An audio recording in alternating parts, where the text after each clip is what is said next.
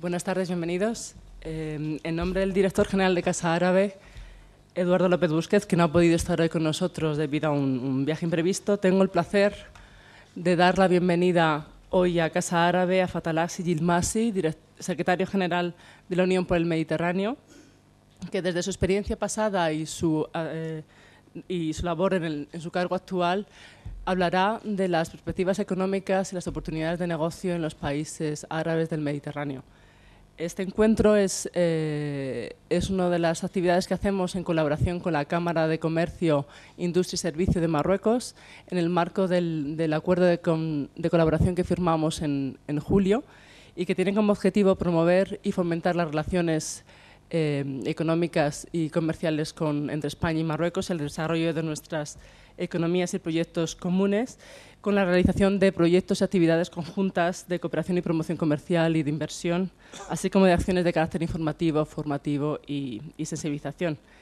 Contamos, por tanto, con la presencia de la presidenta de la Cámara de Comercio, Leila Hayat, quien presentará la trayectoria y perfil de nuestro ponente de hoy.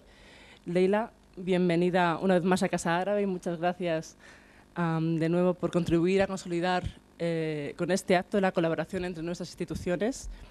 También contamos con la representación del Ministerio de Exteriores a cargo de José Luis Pardo, subdirector general para Relaciones Exteriores y Asuntos Comerciales de la Unión Europea, quien hará la introducción de la jornada en relación con el apoyo y el papel que realiza España a la Unión por el Mediterráneo, así como a la promoción del desarrollo económico en el Mediterráneo. José Luis, bienvenido también a Casa Árabe. Muchas gracias por estar hoy también con nosotros. Antes de cederle la palabra, permitidme recordar que el acto tendrá lugar en español y francés, con interpretación simultánea al español, francés y árabe. En la petaca podéis, en el número 0 es español, 1 francés y el 2 el árabe. Tras la intervención del señor Yilmasi daremos pie a un turno de palabras por parte del público y un debate. Y tras el debate, a las 8:15, Ramón Enciso, vicepresidente de la Cámara de Comercio, Industria y Servicio y coordinador del Comité Averroes y también amigo de la Casa, cerrará el encuentro, que deberá finalizar a las 8:30 para que nuestros invitados puedan coger el tren de vuelta a Barcelona. Sin más, muchas gracias de nuevo a todos y José Luis, tienes la palabra. Gracias. Muchas gracias, Olivia. Muchas gracias a Casa Árabe y a la Cámara de Comercio de Marruecos en España por su amable invitación.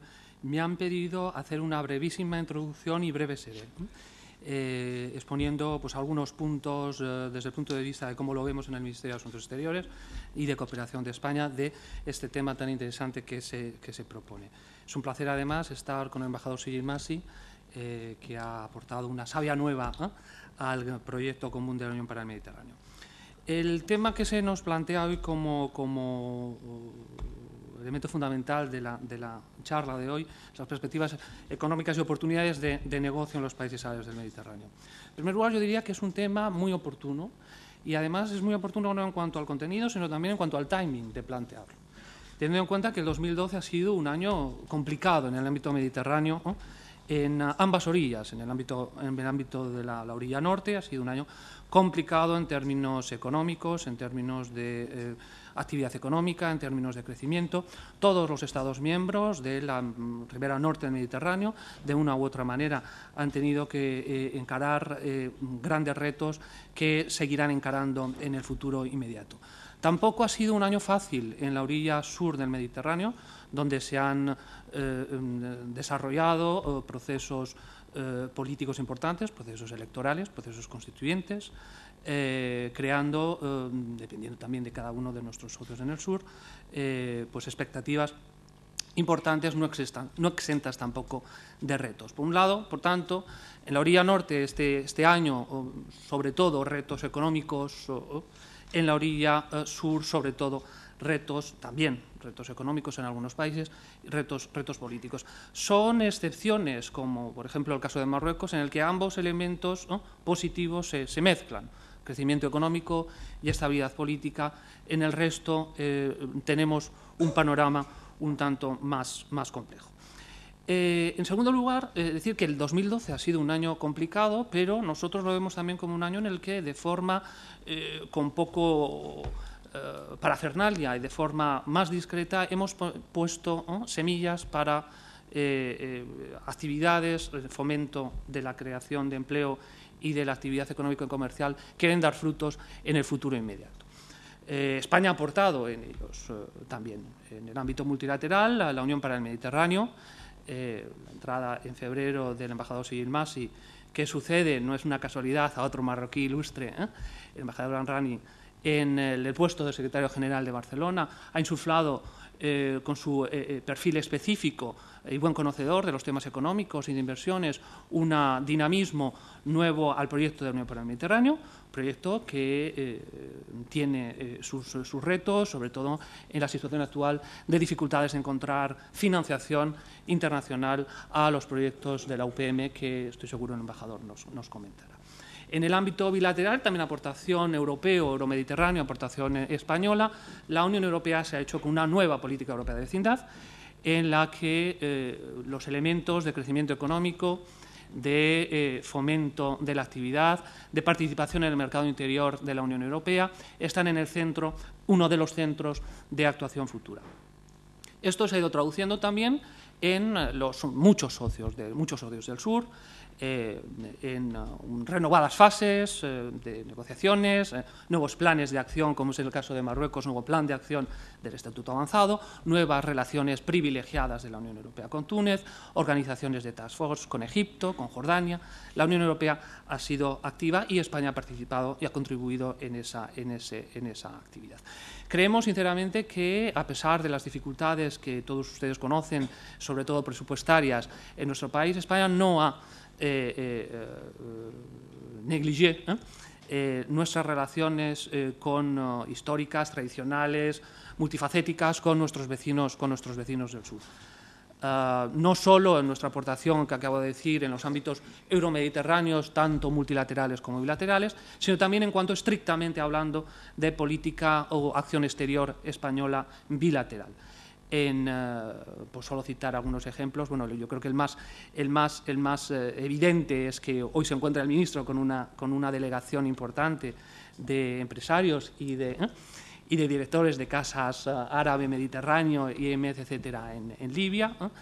Organizamos hace poco también una magnífica reunión de alto nivel, cumbre, entre Marruecos y España. Se han desarrollado visitas de alto nivel a todos los vecinos mediterráneos, algunos en situación un poco más comprometida que otros. En definitiva, hemos tratado de mantener el interés, por otra parte obligado y tradicional desde hace 5 siglos, de nuestra política exterior hacia nuestros vecinos y amigos del sur. Por último, señalar que en todas esas actividades, tanto a nivel europeo como a nivel bilateral, esto se ha subrayado, además de los elementos que podríamos decir se incluyen en la llamada primavera árabe, los elementos relacionados con las reformas sociales, con las reformas políticas, se ha subrayado la importancia de las reformas económicas, del fomento de la actividad, del fomento del empleo, del crecimiento económico, como elementos fundamentales que deben primar nuestras relaciones bilaterales y nuestras relaciones euromediterráneas.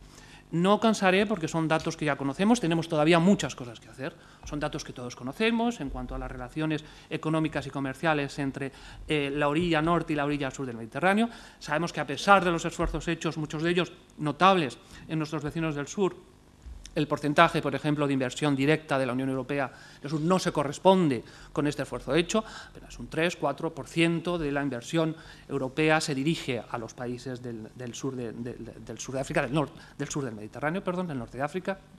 En el ámbito comercial también, salvo casos excepcionales, una especial vinculación comercial de nuestros vecinos con la Unión Europea sigue suponiendo un 5% en términos generales del comercio de la Unión Europea con los países del sur del Mediterráneo.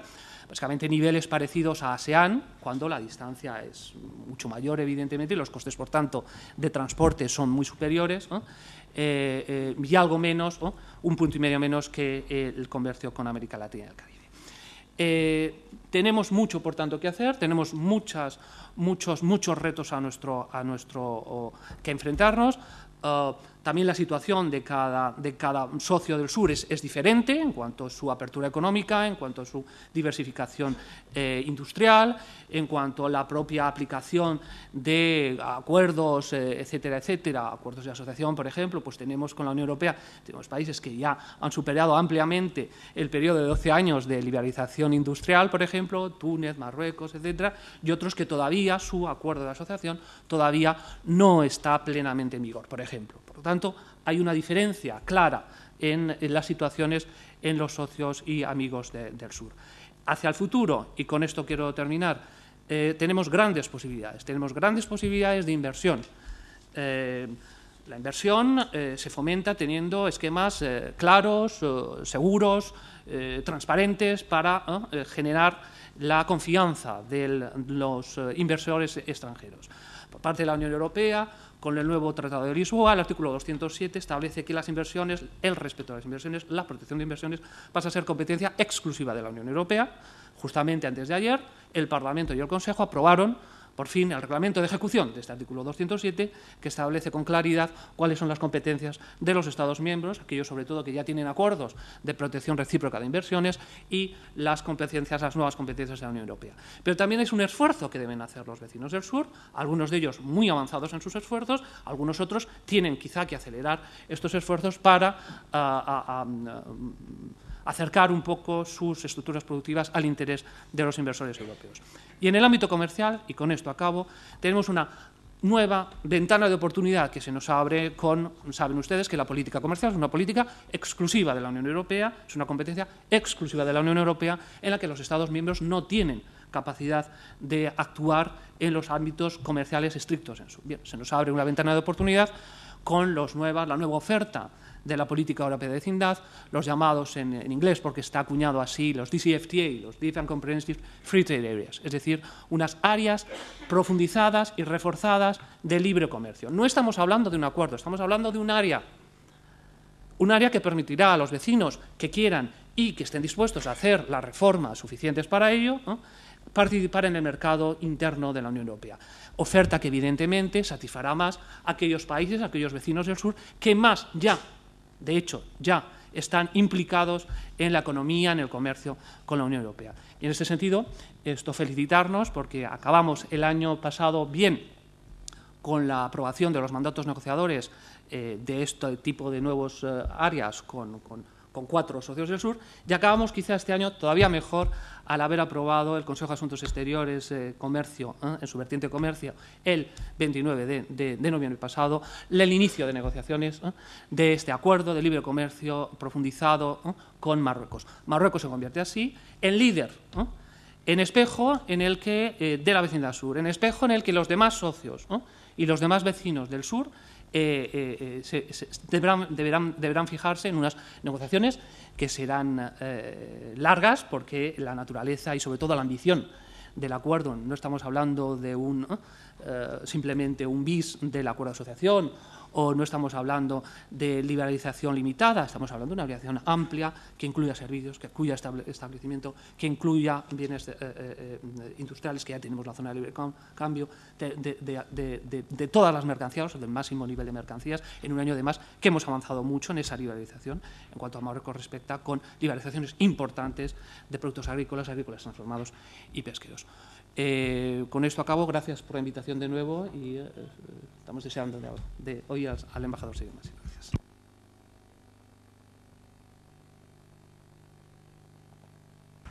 Muchísimas gracias, José Luis, por la rapidez y la precisión.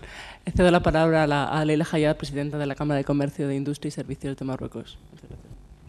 Gracias, Olivia. Señor Secretario General de la Unión por el Mediterráneo, señor Subdirector General para las Relaciones Exteriores y Asuntos Comerciales de la Unión Europea, señora Coordinadora de la Formación, Economía y Negocios de Casa Árabe, señor Vicepresidente de la Cámara de Comercio de Marruecos en España, embajadores, autoridades, señoras y señores, muy buenas tardes a todos y muchas gracias por su presencia.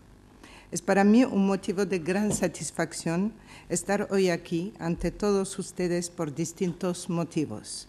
En primer lugar, este acto simboliza la puesta en marcha de la colaboración acordada recientemente entre Casa Árabe y la Cámara de Comercio de Servicio e Industria de Marruecos en España, que tengo el honor de presidir. En este sentido, deseo dar las gracias a Eduardo López Busquet, director general de Casa Árabe, y a Olivia Orozco, coordinadora del área de Formación, Economía y Negocios, por su confianza, apoyo y por impulsar desde un primer momento nuestra voluntad de cooperación. La alianza sellada entre ambas instituciones tiene como finalidad promover un programa de actividades que permitan un mayor acercamiento entre España y el mundo árabe y más específicamente Marruecos. No en vano, nuestra Cámara es una asociación sin ánimo de lucro que tiene como finalidad encauzar, fomentar y desarrollar las relaciones económicas, comerciales y culturales entre España y Marruecos. Por ello, no es casualidad que iniciemos este programa conjunto de actividades con la conferencia del señor Fathallah Gelmasi, tanto por el papel de liderazgo que la Unión por el Mediterráneo ejerce en áreas de incrementar el potencial existente entre todos los países de la zona euro-mediterránea, como por la reconocida trayectoria y excelencia profesional que nuestro invitado de hoy atesora. Voy a hablaros un poco del señor Gelmasi. Fathallah Gelmasi nació en Rabat, no voy a dar su fecha de nacimiento. Es doctor en Ciencias Económicas y posgrado en Ciencias Políticas en el Instituto de Estudios Políticos de Grenoble. Se le han otorgado varias condecoraciones: Officier de la Légion d'honneur, Grand Officier de l'Ordre National du Mérite de la República Francesa. Habla con fluidez árabe, francés, inglés y italiano. El 10 de febrero de 2012, la UPM aprobó por un consenso general la designación del señor Fathallah Gelmasi para el cargo de secretario general de la Unión por el Mediterráneo. Antes de este cargo, fue él director de la Agencia Marroquí de Desarrollo de la Inversión, una posición que le permitió adquirir una destacada experiencia diplomática en la ejecución de proyectos de desarrollo en Marruecos. Fathallah Gelmasi es diplomático de carrera. Se inició en la función pública en el Ministerio Marroquí de Comercio Exterior entre 92 y 99. Luego ocupó el cargo de director de cooperación multilateral del Ministerio de Asuntos Exteriores y de Cooperación y posteriormente fue director de Asuntos Europeos del Ministerio de Asuntos Exteriores y Cooperación. Durante este periodo actuó como representante de Marruecos en el proceso euro-mediterráneo de Barcelona. Desde 2003 a 2004 fue embajador de Marruecos ante la Unión Europea y luego en Francia hasta el 2009. A lo largo de su carrera, Fathallah Gelmasi ha participado activamente en las negociaciones para los tratados de libre comercio que Marruecos ha alcanzado con la Unión Europea, Estados Unidos y con varios países árabes y africanos. También trabajó durante 3 años en el sector privado como banquero en Milán. Para la Cámara de Comercio, Industria y Servicio de Marruecos en España es, como les decía, en principio un honor contar hoy con su presencia. Señor Gelmasi, muchas gracias por su presencia. Tiene usted la palabra.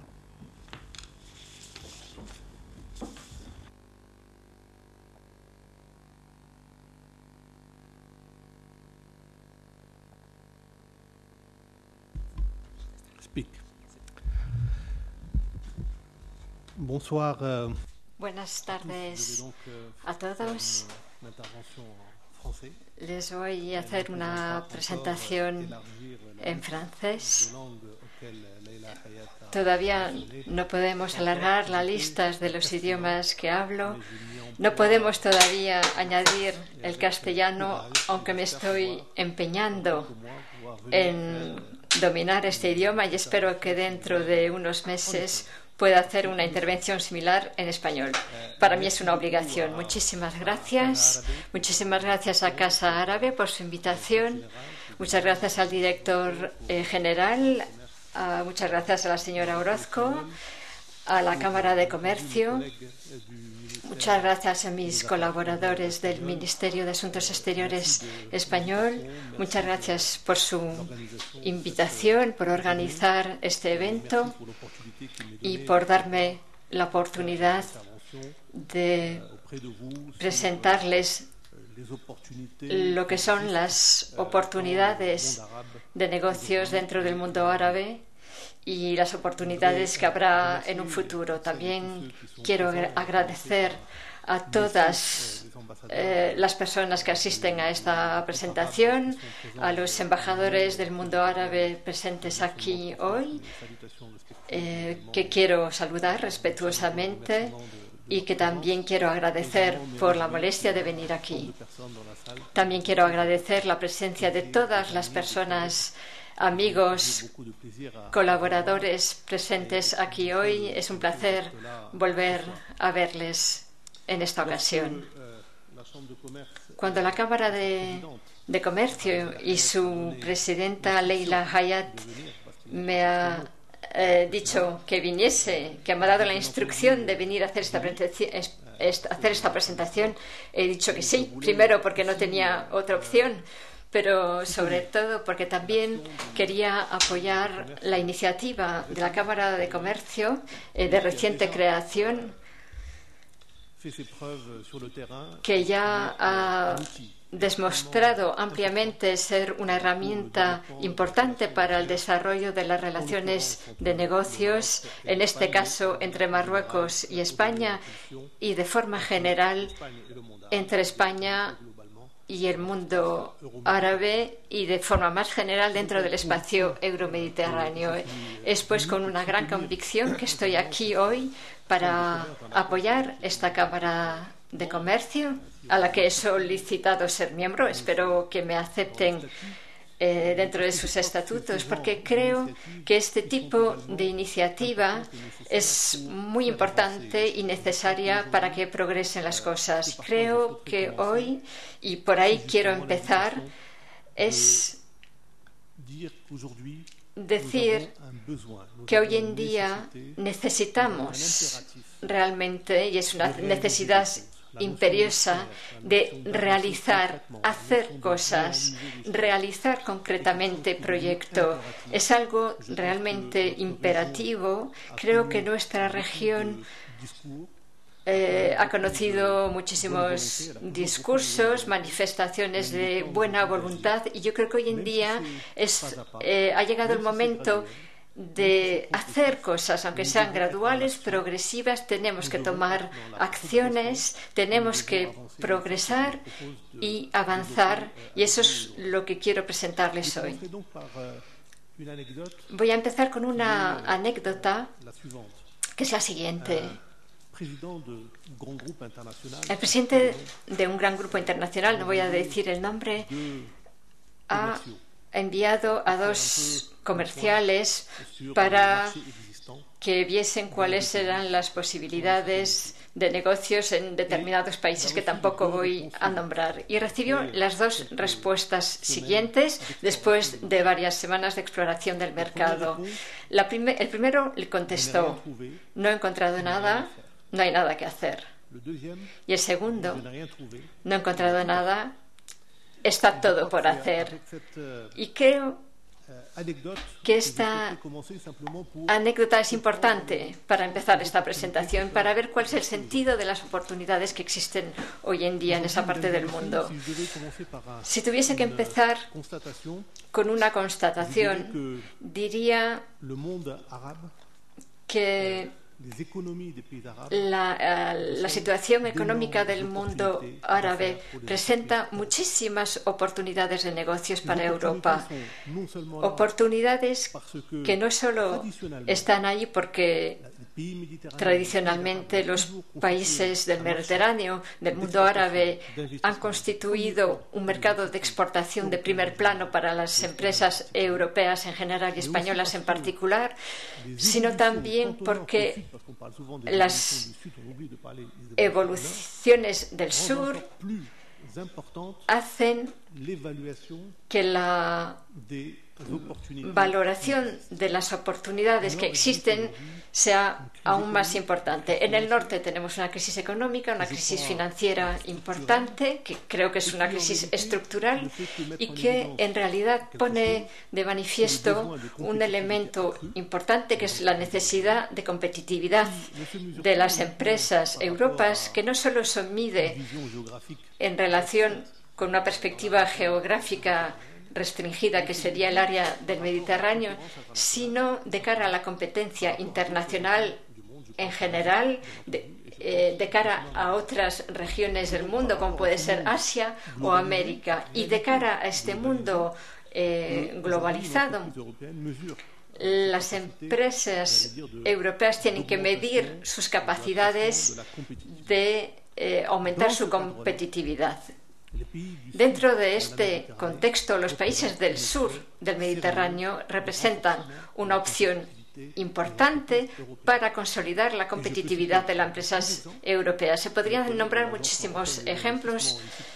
Mis colegas de la agencia marroquí de inversiones que están aquí podrían dar muchísimos ejemplos de inversiones hechas por España, no solo en Marruecos, sino también en Túnez, en Egipto, en otros países, que han conseguido no solo consolidar su competitividad y desarrollar mercados locales, sino también exportar hacia mercados tradicionales gracias a esta mayor competitividad que es necesaria. O sea que creo que las oportunidades son aún más importantes precisamente por la compresión económica que deriva de la situación económica de hoy. En el sur, las transiciones democráticas, las transiciones políticas que conocen algunos países, también ponen de manifiesto oportunidades de negocios que antes no existían. Áreas de la economía se están abriendo a la competencia, a las reglas del mercado, a un capitalismo más diversificado que permitirá a unos y a otros acceder a todos estos mercados. Es importante ver lo que hay detrás de todas estas transiciones que ciertamente presentan altibajos debido a las circunstancias políticas, pero sí que es cierto que se están desarrollando mercados que tienen necesidades y que ofrecen un potencial enorme. Voy a dar un ejemplo que conocemos todos. Por ejemplo, el mercado de Libia. Libia es un mercado nuevo en comparación con una situación anterior que poca gente conocía. Es un mercado muy interesante para desarrollar relaciones comerciales. Si hablo de oportunidades es porque tengo la convicción que lo que se llama primavera árabe, crisis económica, transición política, etcétera, hay muchísimas expresiones. Detrás de todo eso hay auténticas oportunidades de negocios por desarrollar. Y el punto principal que quería mencionar es que la prueba de todo esto es que si miramos la economía internacional en su complejidad, los chinos están presentes, los japoneses, los turcos, los brasileños están presentes. Cada vez hay más actividad por parte del conjunto de los países emergentes que se interesan por estos mercados para desarrollar su presencia, una presencia que debe ser consolidada, que debe preparar el futuro, la evolución. Por lo tanto, es normal que Europa, España concretamente, como siempre, sea un precursor en esa región y consolide su presencia y sus asociaciones para desarrollar actividades. Existe un gran debate sobre la localización de las diferentes industrias, y estos debates por supuesto que son legítimos, pero yo creo que la verdadera solución es la asociación en lo que se llama la colocalización, porque lo que es importante es la creación de empleo, la prosperidad tanto en el norte como en el sur, la creación de riquezas y la consolidación de la competitividad tal y como la podemos medir a través de varios indicadores. El segundo punto en el que quiero hacer hincapié es que la consolidación de la Asociación Estratégica de Negocios entre los países europeos y árabes tiene otra perspectiva, que es la perspectiva africana. Esta dimensión es una dimensión adicional. Hoy en día debemos hablar del carácter central y no periférico del Mediterráneo, dentro de un contexto vinculado con el desarrollo del mercado africano. África es un continente de oportunidades, de crecimiento. Es importante estar presente en ese continente hoy en día y además estar presente consolidando sus conocimientos de ese mercado. No se puede llegar a diferentes mercados de forma idéntica. Hay que saber adaptarse, a veces a nivel cultural, económico o coyuntural.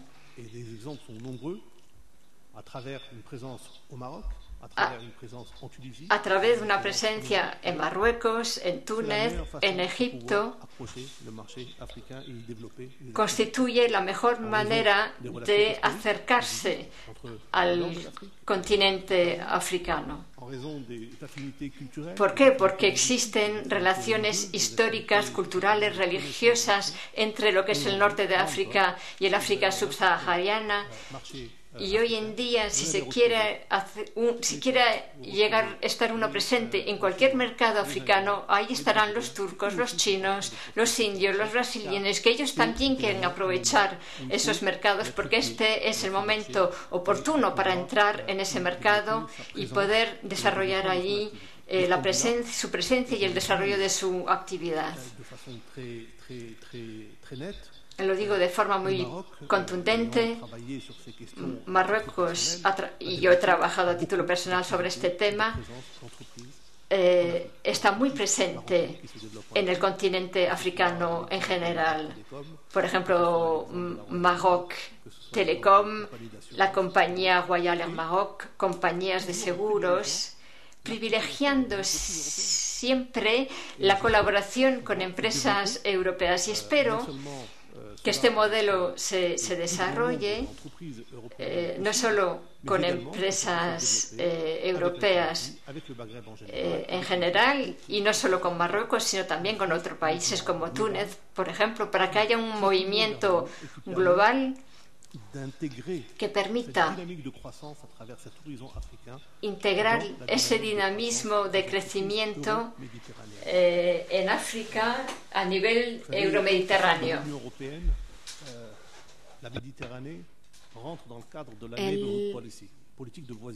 El Mediterráneo entra en la política de vecindad de la Unión Europea.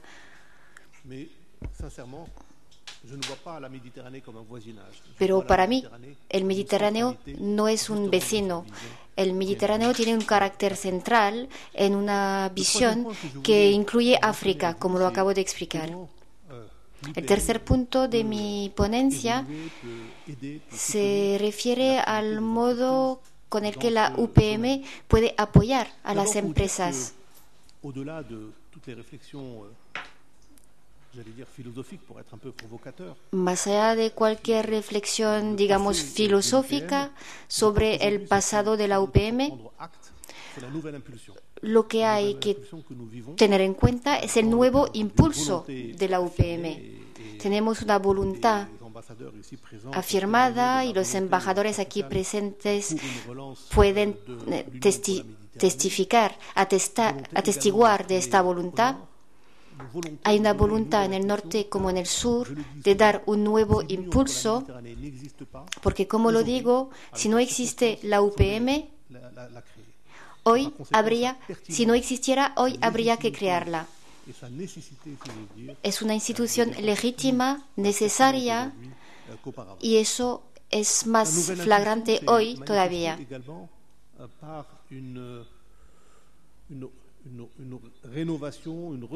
Se ha producido una renovación, reestructuración de la gobernanza de la UPM. Me alegro de que esté presente aquí el embajador de Jordania, cuyo país asume la copresidencia para los países del sur, la copresidencia de la UPM, y el copresidente para los países del norte es la Unión Europea. Yo creo que esta copresidencia ha sido una decisión muy importante porque permitió dar una visión global de la acción de la UPM en el ámbito de todos los instrumentos ya existentes relacionados con la acción entre la Unión Europea y el Mediterráneo. La UPM no debe de ser una institución más, pero se tiene que integrar en una coherencia global. Hoy lo que es importante es poder hacer cosas, realizar cosas en el terreno. Y les puedo decir que la copresidencia por la Unión Europea y Jordania es una base de la UPM, es la base esencial de la UPM y del desarrollo de su actividad. No soy ingenuo, ni mucho menos, yo soy muy pragmático. Y ya sé cuáles son las dificultades políticas con las que nos podemos encontrar. Pero aunque haya vientos contrarios, tenemos que avanzar, tenemos que construir esta cooperación regional. Y por eso, entre los factores que permiten a la UPM avanzar, trabajar, funcionar, también está la articulación alrededor de proyectos regionales. La UPM se centra en la puesta en marcha de proyectos de cooperación regional. Disculpen. Y también se está centrando en un principio de geometría variable. No tenemos que ser 43 países para avanzar, pero estamos trabajando países que quieren trabajar juntos en proyectos determinados. O sea, es eso la geometría variable. Y tenemos una copresidencia renovada y esta geometría variable, esta copresidencia renovada nos permiten avanzar. Estamos en una lógica de complementariedad, de sinergia con todos los instrumentos ya existentes. Hay que entender bien, nos encontramos en una lógica de coordinación y lo que importa es el resultado final y no qué institución hace qué, de dónde procede la iniciativa. Eso no es lo que importa. Así que hay una coordinación muy estrecha con la Liga Árabe, cuyo embajador está presente aquí. También el grupo 5+5, que une los 5 países del Magreb y los 5 países de Europa del Sur. También trabajamos en coordinación con muchas organizaciones regionales e internacionales. Y también trabajamos estrechamente con la política europea de vecindad. Como lo decía, hay una lógica de sinergia que es muy importante. ¿Por qué les he contado todo esto? Pues es porque más allá de los grandes proyectos estructurales en los que trabajamos, por ejemplo, la planta de desalinización en Gaza con Palestina, el gran proyecto de infraestructura de autopista del Magreb, trabajamos en grandes proyectos de infraestructuras, proyectos que están avanzando, que se están concretando. Es verdad que se tarda en realizarlos porque son proyectos muy importantes, pero estamos en ello. Pero también desarrollamos programas para ayudar a las pymes, para ayudar a la creación de empleo, para apoyar el papel de la mujer en el desarrollo económico y para también fomentar la movilidad de los jóvenes y de los jóvenes investigadores. Desarrollamos estos proyectos con los países. Estamos trabajando ahora en una iniciativa que se llama Med for Jobs, aprobada por los 43 países. Es una iniciativa de creación de empleo y estamos desarrollando Med for Jobs con Túnez. En marzo de 2013 vamos a organizar una conferencia en Túnez para el lanzamiento oficial de esta iniciativa para el empleo y tenemos una excelente relación con el gobierno tunecino. Claro que esta iniciativa tiene una vocación regional, pero estamos empezando con Túnez y se articula alrededor de 3 pilares que son la empleabilidad. ¿Cómo hacer para que todos estos jóvenes tengan una formación, una preparación adecuada para que las empresas los puedan contratar? Luego, ¿cómo hacer para que instituciones públicas o privadas puedan establecer un vínculo entre la oferta y la demanda?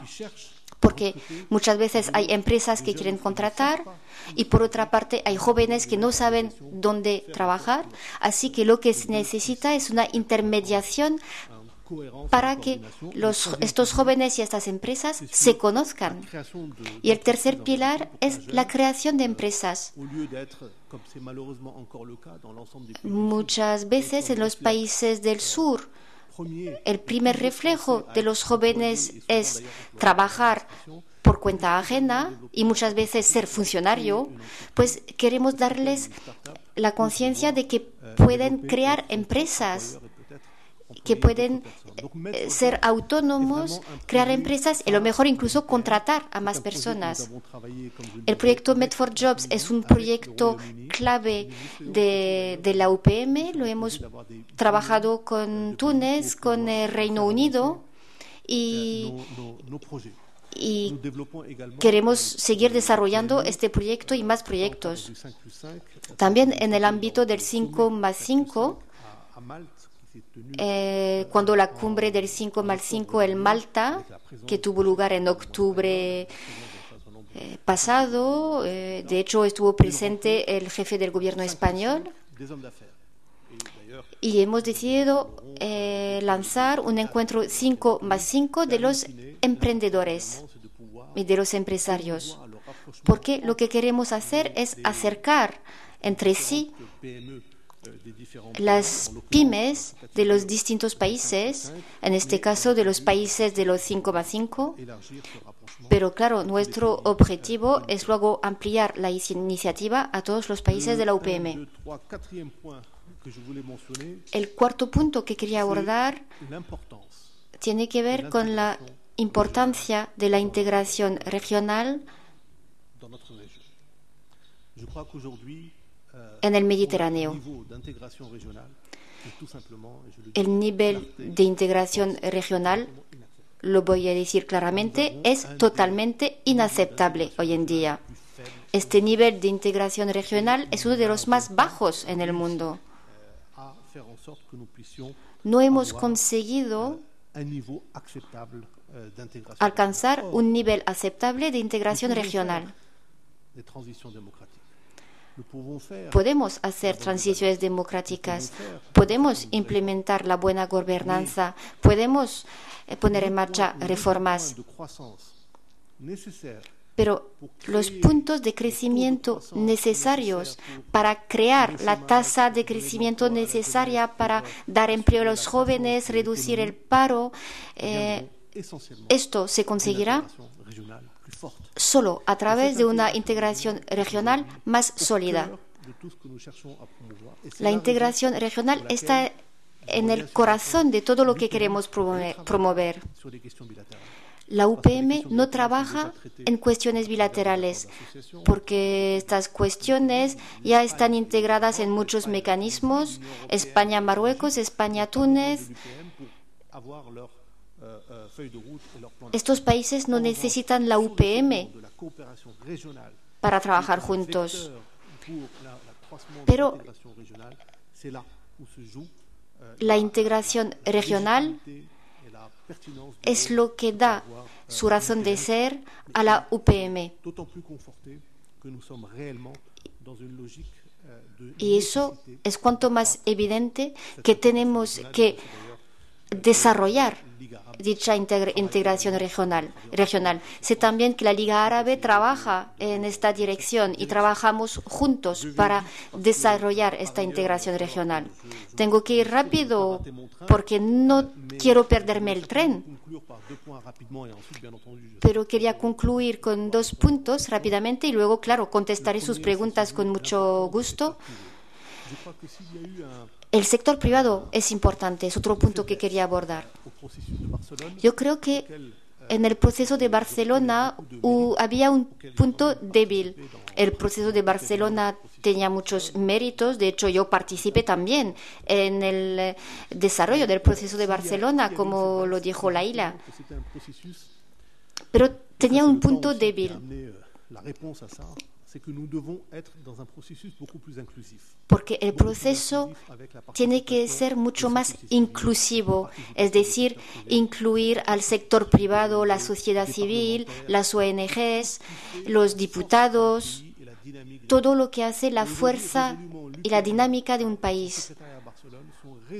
Hoy en día, la UPM lo que quiere es desarrollar una estrategia inclusiva, como lo estoy haciendo hoy.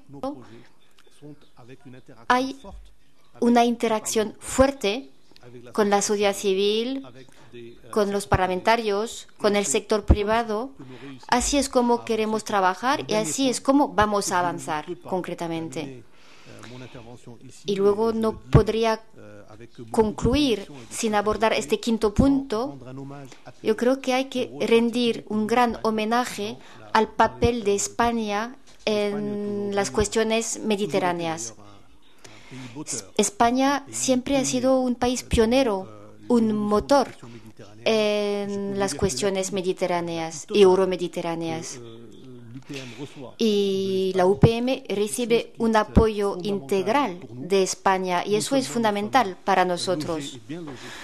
Estamos muy bien ubicados en Barcelona y tenemos en Barcelona todas las condiciones para trabajar bien, así que no tenemos ninguna disculpa para no trabajar bien.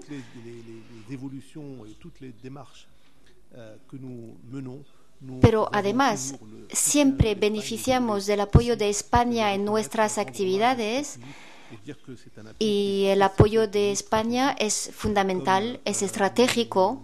Quiero insistir en ello. Sabemos que podemos contar con el gobierno español para desarrollar todas nuestras actividades. Muchísimas gracias.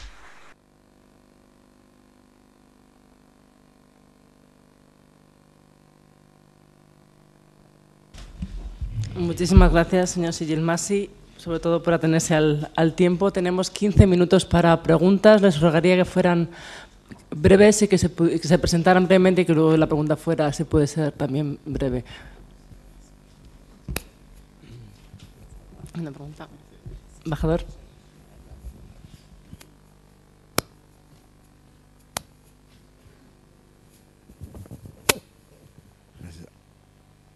Antes de todo, quisiera agradecer al señor secretario general de su presencia con nosotros y de su excelente intervención. Tengo dos preguntas, si usted me lo permite. En primer lugar, quisiera saber si la UPM ha preparado una hoja de ruta o una estrategia de prioridades por el año 2013, que podría ser un año clave y estratégico en el Mediterráneo. En segundo lugar, quisiera saber el nivel de coordinación entre la UPM y la Unión Europea. Por ejemplo, hay 2 o 3 semanas, la Unión Europea ha presentado a través de su representante a la orilla sur, don Bernardino León, ha presentado una propuesta de creación de un consejo de promoción de inversiones en Túnez. Es un proyecto que puede ser ampliado a toda la región. Quisiera saber si la UPM ha sido consultada y implicada en este proyecto. Muchas gracias.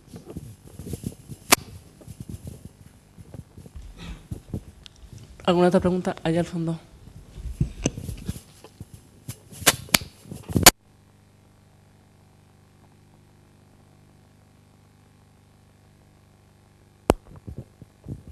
Gracias. Buenas tardes. Soy José Jaime Domingo, soy el director de cooperación internacional de una empresa que se llama Isofotón, una de las pioneras en el mundo de la fotovoltaica. Nosotros estamos trabajando en el norte de África desde hace muchos años, en los países MENA, vamos, más en Oriente también.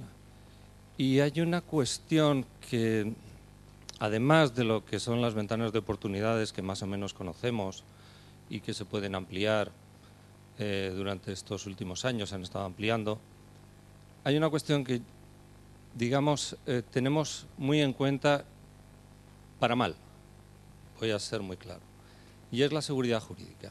Y lo planteo aquí porque además creo que la Unión por el Mediterráneo tiene un mandato específico para mejorar este tema, que además puede unirse a lo que hablaba usted de la inclusión y de la estrategia de integración regional. Creo que puede ser un vector que realmente, si se apoya y hay una voluntad política por parte de todos, puede servir para esta integración. Pero también creo que es un factor que necesariamente se tiene que mejorar si se quiere que las empresas podamos vincularnos con una mayor fluidez en el desarrollo del norte de África. Y esto también entra dentro de una cuestión más puntual, que es la cuestión de las energías renovables. Ahí hay grandes proyectos, grandes programas, en las que no solamente la energía solar, sino también la energía eólica y otras energías se pueden desarrollar porque existen las condiciones para hacerlo. Pero falta esta condición que para nosotros es fundamental, que es tener una seguridad jurídica de que nuestras inversiones y de que nuestros socios son fiables. Gracias. Perdón. ¿Alguna otra pregunta del público? Aquí, por favor. Gracias.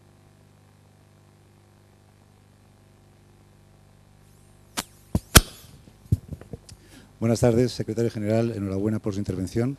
Soy Víctor del Campo, director del área de Industrias Culturales de la Cámara de Comercio e Industria que preside la señora Hayat. Mi pregunta, evidentemente, va a ir dirigida al mundo de la cultura y al mundo de las industrias culturales. Hablamos de centralización, estamos completamente de acuerdo, de integración regional desde una perspectiva económica, pero es mi terreno y es obligado insistir en la importancia que para que todo eso tenga un desarrollo positivo es importantísimo allanar y acercar y a proximidad por posturas en torno al mundo de la cultura y especialmente, sobre todo, la pregunta va dirigida a, desde la UPM, en estos momentos, ¿cuál es la posición o cuál es la estrategia cultural para el fomento de la cultura, de las relaciones culturales entre los países del área mediterránea y, en concreto, referente a las industrias culturales, que es uno de los objetivos prioritarios dentro de la política económica europea para los próximos años? Muchísimas gracias.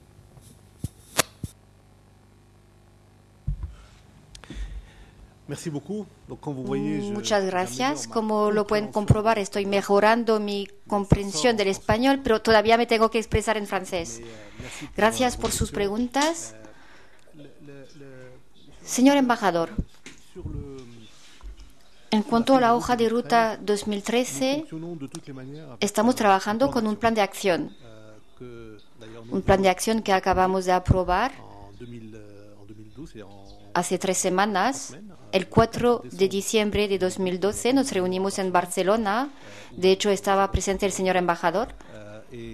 Y adoptamos el plan de acción 2013.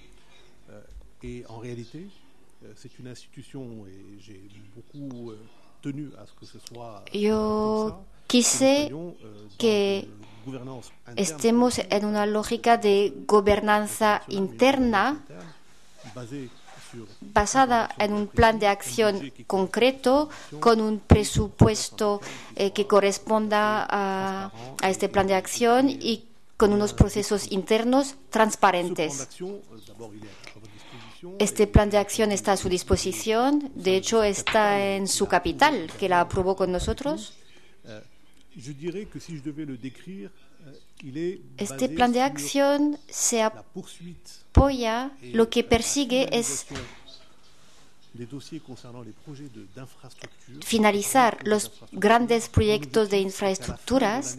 Lo que yo quiero es que a finales de 2013 podamos finalizar el expediente que corresponde a los grandes proyectos de infraestructura. ¿Qué es lo que entiendo por eso? Con eso es que los estudios de viabilidad sean hechos, que todos estos estudios estén terminados y que entre los distintos países podamos empezar luego las obras de infraestructuras. Le puedo decir que hemos avanzado muy bien, incluso en el aspecto financiero.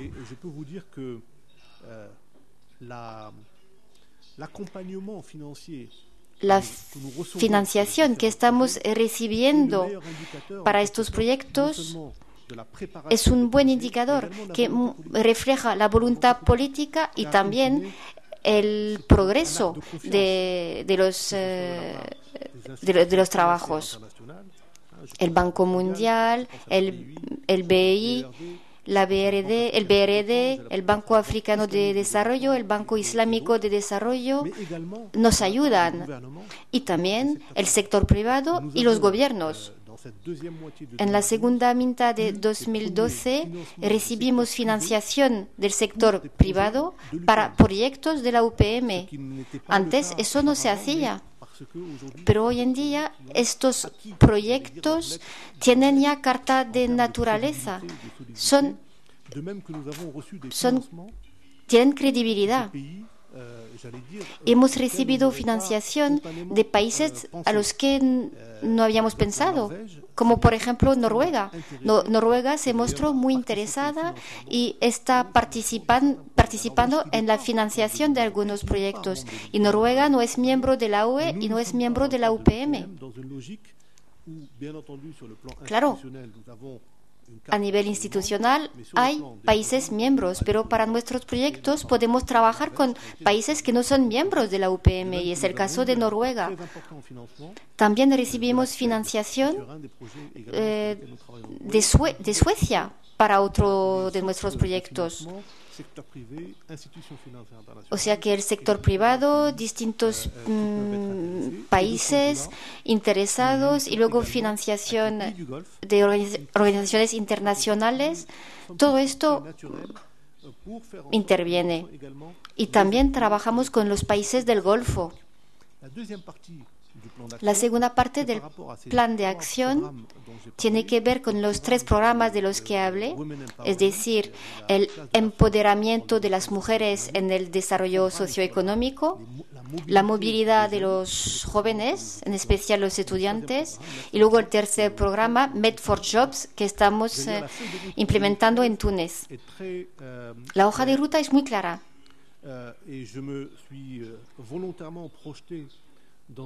Y quise que este plan de acción se pueda realizar en el 2013.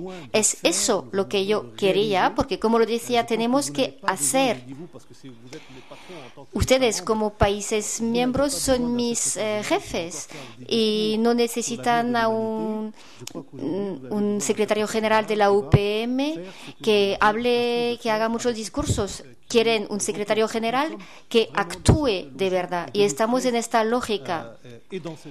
Y en el 2013 vamos a actuar, vamos a realizar cosas.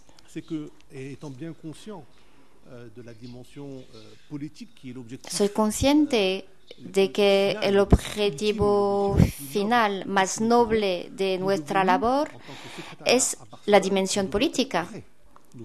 Y tenemos que estar listos para que el día en el que los gobiernos quieran ampliar nuestras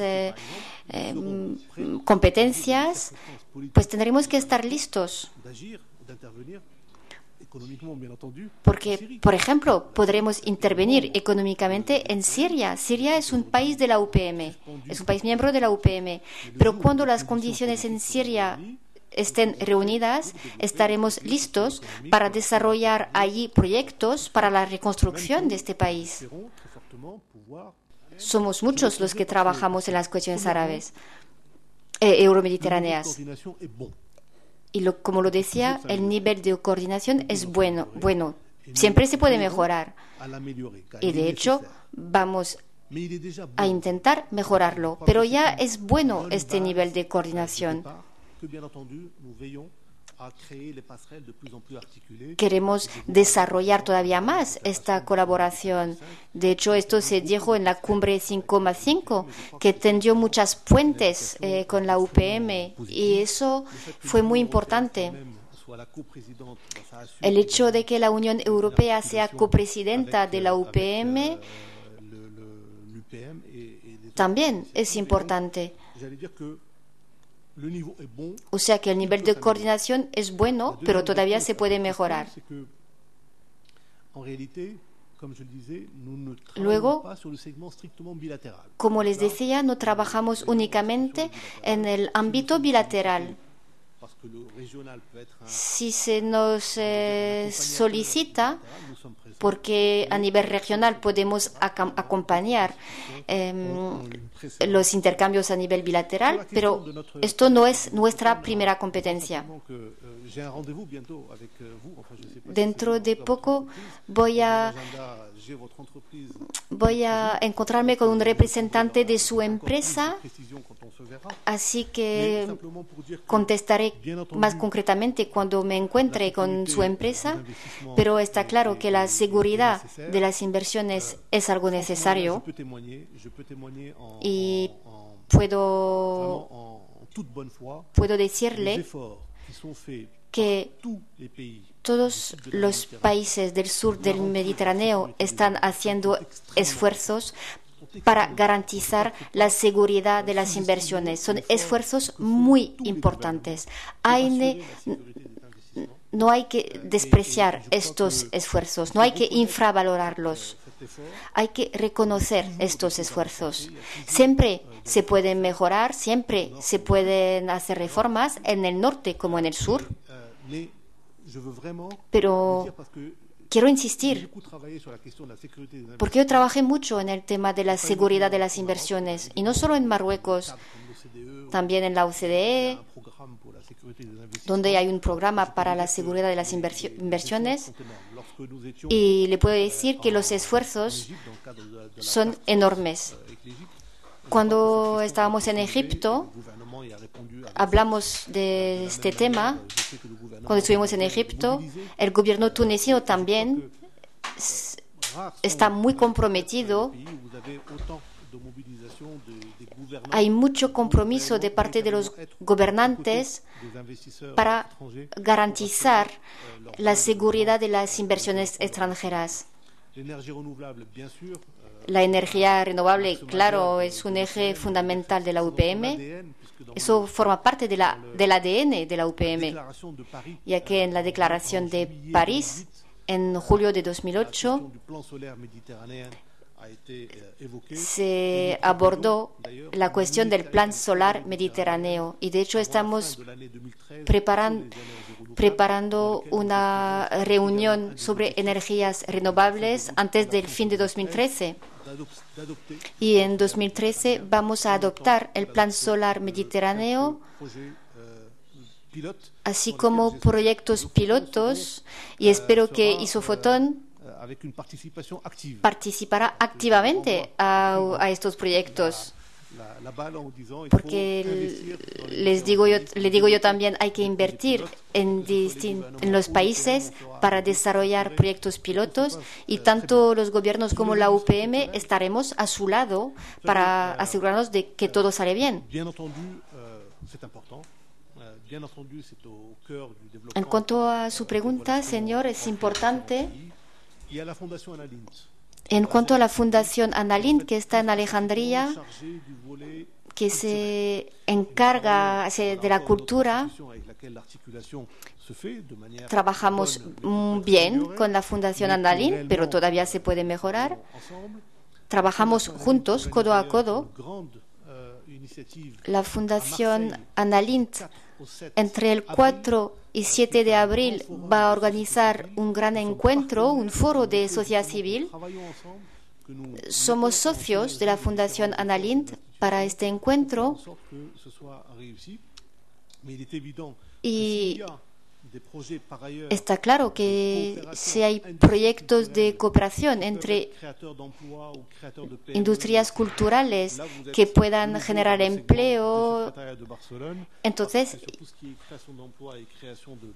eso es cosa nuestra, porque nosotros trabajamos en la creación de empleo y la creación de pymes. Y si son empresas de la industria cultural, pues nos hará mucha ilusión trabajar en ello.